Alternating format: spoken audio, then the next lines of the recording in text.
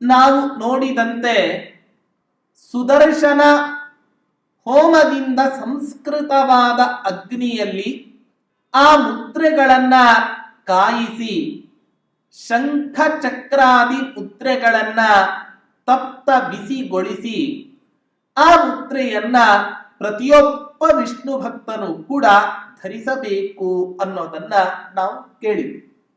ಪರಮಾತ್ಮನ ಭಕ್ತರು ಅನ್ನೋದಕ್ಕೆ ಚಿಹ್ನೆ ಜಗತ್ತಿನಲ್ಲಿ ಯಾವುದು ಅಂತ ಕೇಳಿದರೆ ಒಂದು ಶಂಖ, ಇನ್ನೊಂದು ಚಕ್ರ. ಪರಮಾತ್ಮ ಧರಿಸಿದಂತಹ ಯಾವ ಮುದ್ರೆಗಳು ಇದೆ ಆ ಮುದ್ರೆಗಳನ್ನ ಕೇವಲ ನಾನು ಮಾತ್ರ ಧರಿಸ್ತಕ್ಕಂತಹದ್ದಲ್ಲ, ಈ ಪ್ರಪಂಚದಲ್ಲಿ ಇರ್ತಕ್ಕಂತ ನನ್ನ ಭಕ್ತರೂ ಕೂಡ ಈ ಮುದ್ರೆಗಳನ್ನ ಧರಿಸಬೇಕು ಅನ್ನೋದನ್ನ ಹೇಳಿಕೊಟ್ಟು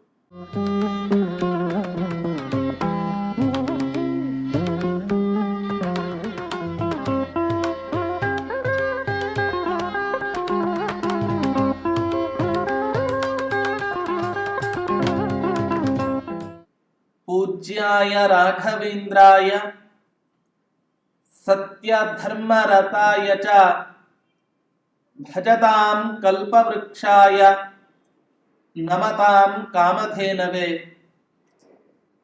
ಧ್ರುವಾದಿಧ್ವಾಂತರವಯೇ ವೈಷ್ಣವೇಂದೀ ವರೇಂದವೇ ಶ್ರೀ ರಾಘವೇಂದ್ರ ಗುರವೇ ನಮೋ ಅತ್ಯಂತ ದಯಾಲವೇ.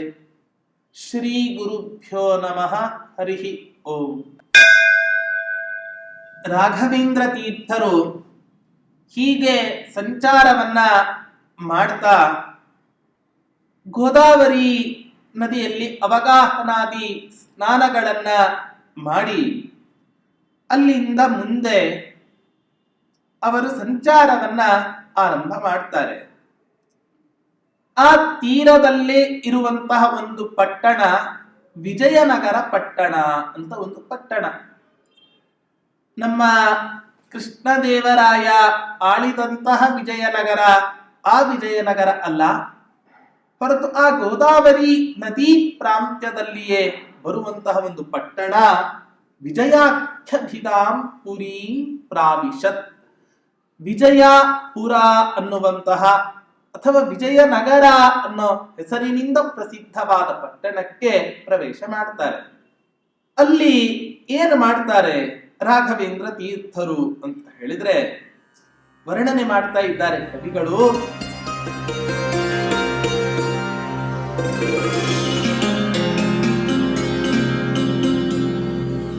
ಮುದ್ರಯಾರಿದರಯೋರ್ಮಿಲಿತಾಜ್ಞೋರಂಕಿತಾನ ಕೃತ ಶಿಷ್ಯ ಸಮೂಹಾನ್ ವಾದಿನೋಪಿ ಪರಿಭೂಯ ವಿಶಿಷ್ಯ ಶ್ವೇತಮಾತಪ ನಿವಾರಣಮಾಪ್ನೋತ್.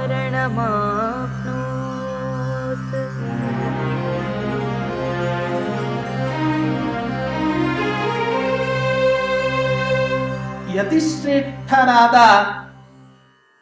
ಈ ರಾಘವೇಂದ್ರ ತೀರ್ಥರು ಆ ಪಟ್ಟಣಕ್ಕೆ ಪ್ರವೇಶವನ್ನ ಮಾಡಿ ಅನೇಕ ಮಧ್ವಾಚಾರ್ಯರ ಅನುಯಾಯಿಗಳು ಆ ಪಟ್ಟಣದಲ್ಲಿ ಇದ್ದರು.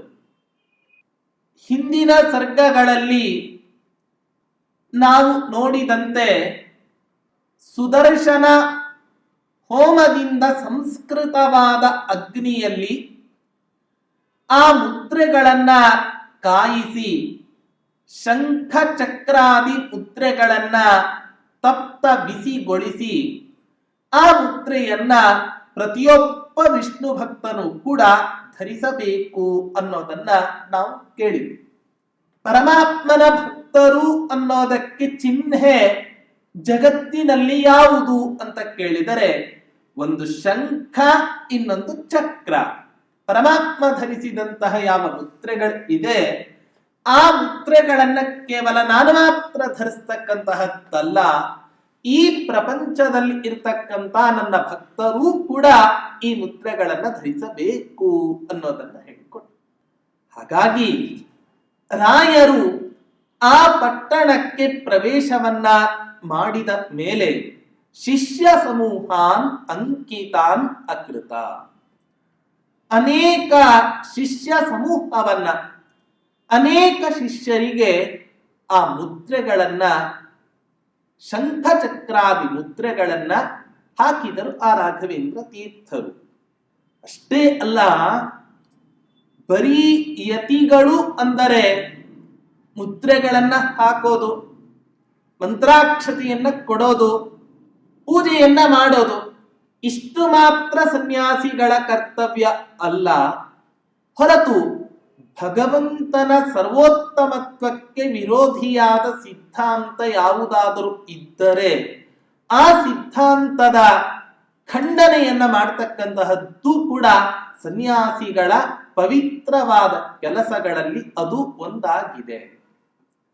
ಹಾಗಾಗಿ ರಾಯರು ಆ ಕ್ಷೇತ್ರದಲ್ಲಿ ಕೇವಲ ತಮ್ಮ ಶಿಷ್ಯರಿಗೆ ತಪ್ತ ಮುದ್ರಾಧಾರಣೆಯನ್ನು ಅಷ್ಟೇ ಮಾಡಿಸದೆ ವಿಶಿಷ್ಯವಾದಿನ ಪರಿಭೂಯ, ಮಧ್ವಾಚಾರ್ಯರು ತಮ್ಮ ಅವತಾರ ಕಾಲದಲ್ಲಿ ಅನೇಕ ಕ್ಷೇತ್ರಗಳಲ್ಲಿ ಸಂಚಾರವನ್ನ ಮಾಡ್ತಾ ಆ ಕ್ಷೇತ್ರಗಳಲ್ಲಿ ಇರುವಂತಹ ಯಾವ ವಾದಿ ಪ್ರತಿವಾದಿಗಳು ಇದ್ದಾರೆ ಅವರೆಲ್ಲರನ್ನೂ ಹೇಗೆ ಸೋಲಿಸ್ತಾ ಇದ್ದರೋ ಹಾಗೆ ಈ ರಾಘವೇಂದ್ರ ತೀರ್ಥರು ಕೂಡ ಆಚಾರ್ಯ ಮಧ್ವರ ಪರಂಪರೆಯನ್ನ, ಟೀಕಾಕೃತ್ಪಾದರ ಪರಂಪರೆಯನ್ನ, ಅಕ್ಷೋಭ್ಯ ತೀರ್ಥರ ಪರಂಪರೆಯನ್ನ, ಹೀಗೆ ವ್ಯಾಸರಾಜರ ಪರಂಪರೆಯನ್ನು ಮುಂದುವರಿಸೋದಕ್ಕೋಸ್ಕರ ವಿಶಿಷ್ಯವಾದಿನ ಪರಿಭೂಯ, ಅನೇಕ ಶಾಸ್ತ್ರಗಳಲ್ಲಿ ಪರಿಣಿತರಾದ ಯಾವ ವಿದ್ವಾಂಸರಿದ್ದಾರೆ ಆ ಎಲ್ಲ ವಿದ್ವಾಂಸರನ್ನು ಕೂಡ ಖಂಡನೆಯನ್ನ ಮಾಡಿದ್ರಂತೆ ಆ ರಾಘವೇಂದ್ರ ತೀರ್ಥರು. ಅಷ್ಟೇ ಅಲ್ಲ, ಆ ವಿಜಯನಗರದ ರಾಜಸಭೆಯಲ್ಲಿ ನಡೆದಂತಹ ಈ ವಾಕ್ಯಾರ್ಥವನ್ನ ಕಂಡು ಆ ರಾಜ ಅತ್ಯಂತ ಬೆಕ್ಕಸ ಬೆರಗಾಗ್ತಾನೆ, ಅತ್ಯಂತ ಸಂತುಷ್ಟನಾಗ್ತಾನೆ. ಸಂತುಷ್ಟನಾಗಿ ಆ ರಾಯರಿಗೆ ಅವರ ಜಯ ಚಿಹ್ನೆಯ ಗುರುತಾಗಿ ಶ್ವೇತ ಛತ್ರದ ಬಿರುದನ್ನ ಆ ರಾಯರಿಗೆ ಕೊಡ್ತಾನೆ. ಶ್ವೇತಂ ಆತಪ ನಿವಾರಣಂ ಆಪ್ನೋನ್, ಶ್ವೇತ ಛತ್ರ ಅನೇಕ ಬಿರುದು ಬಾವಲಿಗಳನ್ನ ಕೊಟ್ಟು ಆ ರಾಘವೇಂದ್ರ ತೀರ್ಥರ ವಿದ್ಯೆಗೆ ಮನ್ನಣೆಯನ್ನು ಕೊಡ್ತಾನಂತೆ ಆ ರಾಜ. ಹಾಗಾಗಿ ಆ ರಾಜನಿಗೂ ಕೂಡ ಸಂತಸವನ್ನುಂಟು ಮಾಡಿ ಆಚಾರ್ಯ ಮಧ್ವರ ಸಿದ್ಧಾಂತದಲ್ಲಿ ಇರುವಂತಹ ತತ್ವಗಳ ರಹಸ್ಯವನ್ನ ಅನೇಕ ತಮ್ಮ ಜನ ಶಿಷ್ಯರಿಗೆ ಬೋಧಿಸಿ ವಾದಿ ಪ್ರತಿವಾದಿಗಳನ್ನ ಖಂಡನೆ ಮಾಡಿ ಮತ್ತೆ ಪುನಃ ಅಲ್ಲಿಂದ ಸಂಚಾರವನ್ನು ಆರಂಭ ಮಾಡ್ತಾ ಇದ್ದಾರೆ. ಎಲ್ಲಿಗೆ ಹೋಗ್ತಾರೆ ರಾಯರು ನಂತರ ಅಂತ ಹೇಳಿದ್ರೆ, ಕೃಷ್ಣಾ ನದಿಯಲ್ಲಿ ಸ್ನಾನವನ್ನ ಮಾಡಬೇಕು ಅನ್ನೋ ಅಪೇಕ್ಷೆಯಿಂದ ರಾಯರು ಕೃಷ್ಣಾ ನದಿ ಪ್ರಾಂತ್ಯಕ್ಕೆ ಆಗಮಿಸ್ತಾರೆ. ವರ್ಣನೆ ಮಾಡ್ತಾ ಇದ್ದಾರೆ.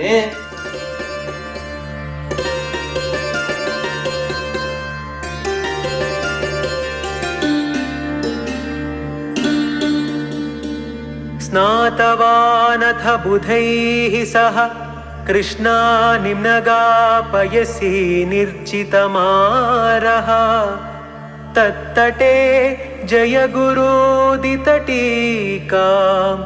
व्याकृतापि यतिराडनुभाष्यम्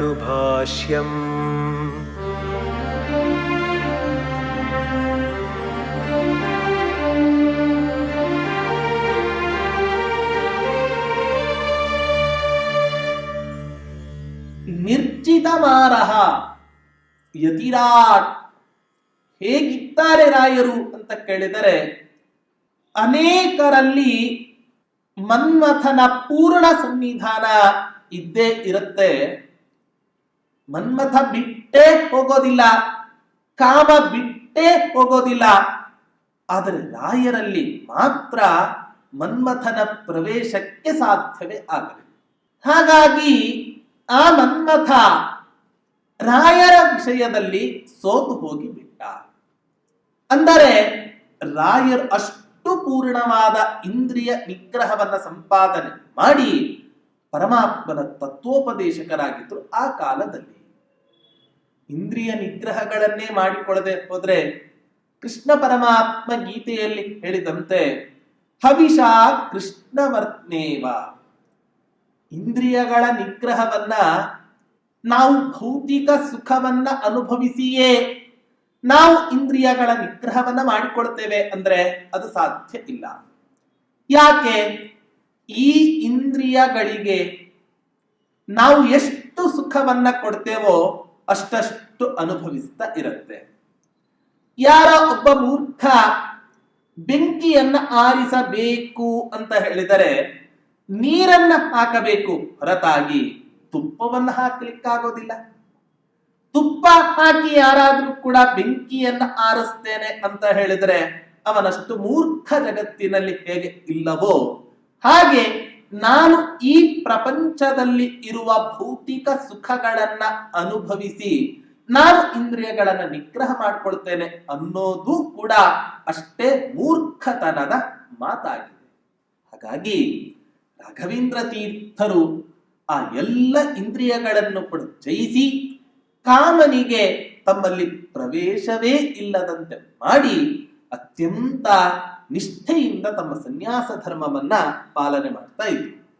ಅಂಥ ರಾಯರು ವಿಜಯನಗರದ ಸಂಚಾರದ ನಂತರದಲ್ಲಿ ಅನೇಕ ಜನ ಜ್ಞಾನಿಗಳೊಟ್ಟಿಗೆ ಸೇರಿ ಕೃಷ್ಣ ನಿಮ್ನಗ ಪಯಸಿ ಸ್ನಾತವಾ, ಕೃಷ್ಣಾ ನದಿಯ ಜಲದಲ್ಲಿ ಸ್ನಾನವನ್ನ ಮಾಡ್ತಾರಂತ ಆ ರಾಘವೇಂದ್ರ ತೀರ್ಥರು.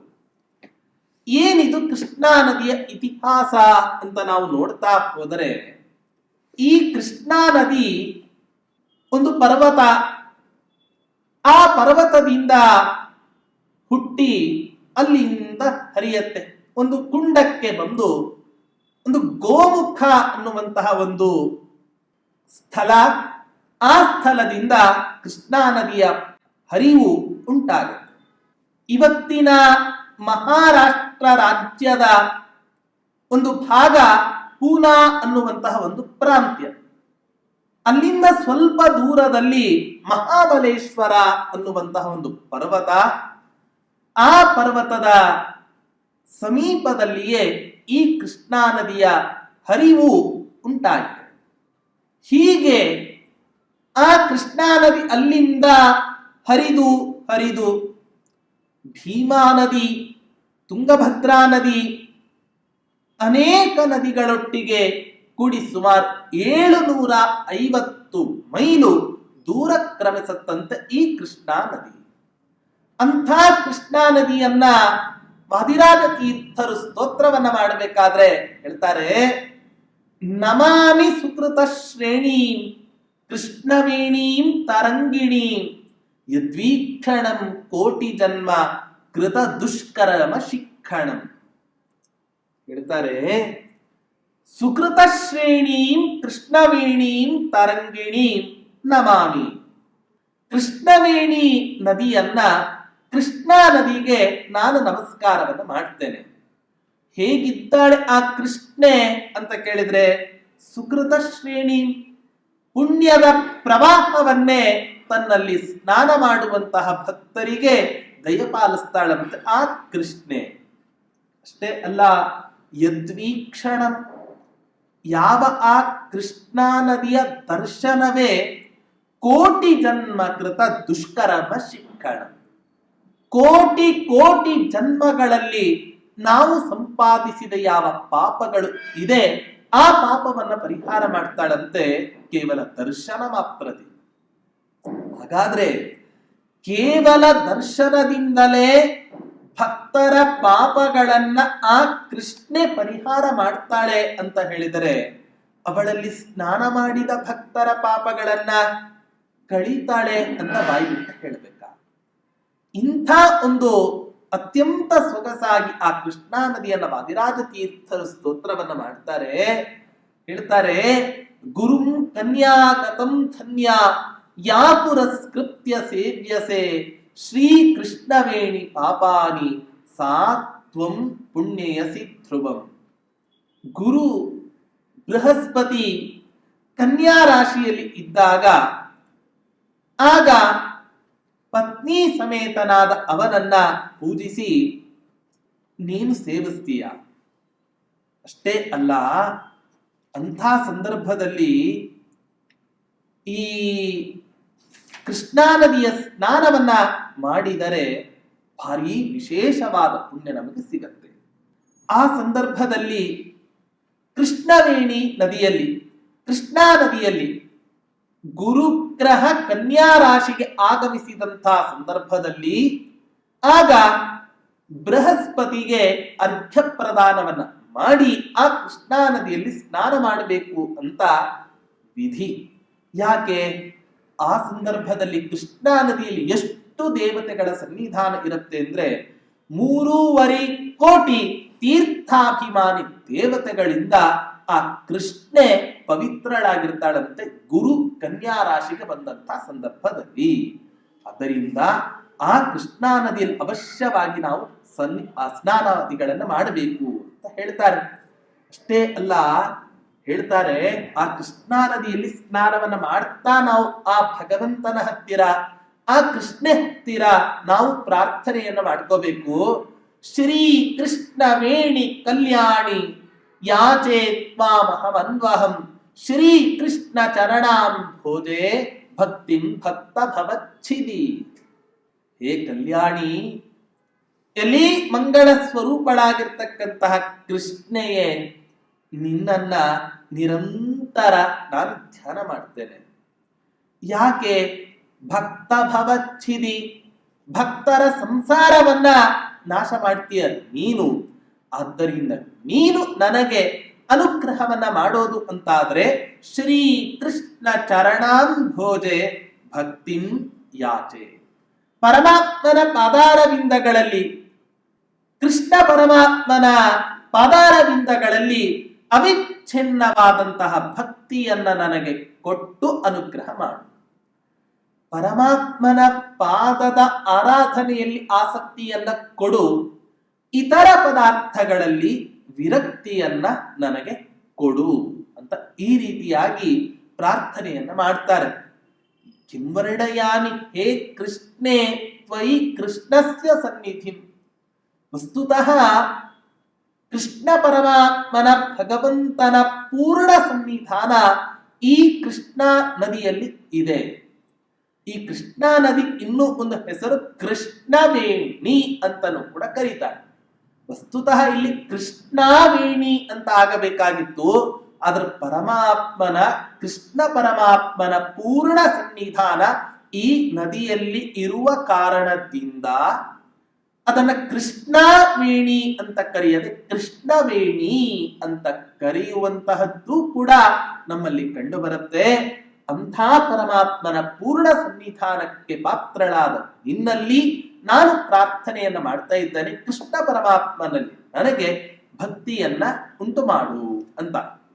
ಇಂಥ ಆ ಪವಿತ್ರವಾದ 3.5 ಕೋಟಿ ತೀರ್ಥಾಭಿಮಾನಿ ದೇವತೆಗಳಿಂದ ಪವಿತ್ರವಾದ ಆ ಕೃಷ್ಣಾ ನದಿಯಲ್ಲಿ ರಾಘವೇಂದ್ರ ತೀರ್ಥರು ಅನೇಕ ಜ್ಞಾನಿಗಳೊಟ್ಟಿಗೆ ಸೇರಿ ಅಲ್ಲಿ ಅವರು ಸ್ನಾನವನ್ನ ಮಾಡ್ತಾರೆ. ಅಷ್ಟೇ ಅಲ್ಲ, ಜಯಗುರೂದಿತ ಟೀಕಾಕೃತ್ಪಾದರು ರಚನೆ ಮಾಡಿರ್ತಕ್ಕಂತಹ ಗ್ರಂಥ ಬ್ರಹ್ಮಸೂತ್ರ ಭಾಷ್ಯದ ಮೇಲೆ ತತ್ವ ಪ್ರಕಾಶಿಕಾ ಅನ್ನುವಂತಹ ಒಂದು ಗ್ರಂಥ. ಆ ಗ್ರಂಥಕ್ಕೆ ಈ ರಾಯರು ಅಲ್ಲಿ ವ್ಯಾಖ್ಯಾನವನ್ನ ಬರೀಲಿಕ್ಕೆ ಆರಂಭ ಮಾಡ್ತಾರೆ. ಯಾವ ವ್ಯಾಖ್ಯಾನವನ್ನ ಬರೆದ್ರು ಅಂತ ಹೇಳಿದ್ರೆ, ಭಾವದೀಪ ಅನ್ನೋ ಹೆಸರಿನ ಒಂದು ವ್ಯಾಖ್ಯಾನವನ್ನ ಬರೆದು, ಅಷ್ಟೇ ಅಲ್ಲ ಅಣುಭಾಷ್ಯಂ ವ್ಯಾಕೃತ, ಅಣುಭಾಷ್ಯ ಅನ್ನೋ ಗ್ರಂಥಕ್ಕೆ ತತ್ವಮಂಜರಿ ಅನ್ನುವಂತಹ ಒಂದು ಅದ್ಭುತವಾದ ವ್ಯಾಖ್ಯಾನವನ್ನ ನಮಗೆ ಇವತ್ತಿನ ದಿನ ಮಾಡಿಕೊಟ್ಟಿದ್ದಾರೆ ಈ ರಾಘವೇಂದ್ರ ತೀರ್ಥರು. ಇಷ್ಟು ಅನುಕೂಲ. ಆಚಾರ್ಯ ಮಧ್ವರ ಅಣುಭಾಷ್ಯದ ರಹಸ್ಯಗಳು, ಟೀಕಾಕೃತ್ಪಾದರ ತತ್ವ ಪ್ರಕಾಶಿಕಾ ಗ್ರಂಥದಲ್ಲಿ ಇರತಕ್ಕಂತಹ ರಹಸ್ಯಗಳು ಇವತ್ತಿನ ದಿನ ರಾಯರ ವ್ಯಾಖ್ಯಾನವನ್ನ ಆಶ್ರಯಿಸದೆ ಇದ್ದರೆ ನಮಗೆ ಗೊತ್ತೇ ಆಗ್ತಾ ಇರಲಿಲ್ಲ. ಅಷ್ಟು ಅದ್ಭುತವಾದ ತತ್ವ ರಹಸ್ಯಗಳನ್ನ ತಮ್ಮ ವ್ಯಾಖ್ಯಾನದಲ್ಲಿ ತೋರಿಸಿ ಇಡೀ ದಾರ್ಶನಿಕ ಪ್ರಪಂಚಕ್ಕೆ ಅತ್ಯಂತ ಉತ್ತಮವಾದ ಕೊಡುಗೆಯನ್ನು ನೀಡಿದಂತಹ ಮಹನೀಯರು ಈ ರಾಘವೇಂದ್ರ ತೀರ್ಥರು. ಇಂಥ ಆ ರಾಘವೇಂದ್ರ ತೀರ್ಥರು ಈ 2 ಗ್ರಂಥಗಳಿಗೆ ತತ್ವ ಮಂಜರಿ ಹಾಗೆ ತತ್ವ ಪ್ರಕಾಶಿಕಕ್ಕೆ ಭವದೀಪ ಅನ್ನೋ ವ್ಯಾಖ್ಯಾನವನ್ನ ಬರೆದು ನಮಗೆ ಉಪಕಾರವನ್ನ ಮಾಡಿಕೊಟ್ಟಿದ್ದಾರೆ.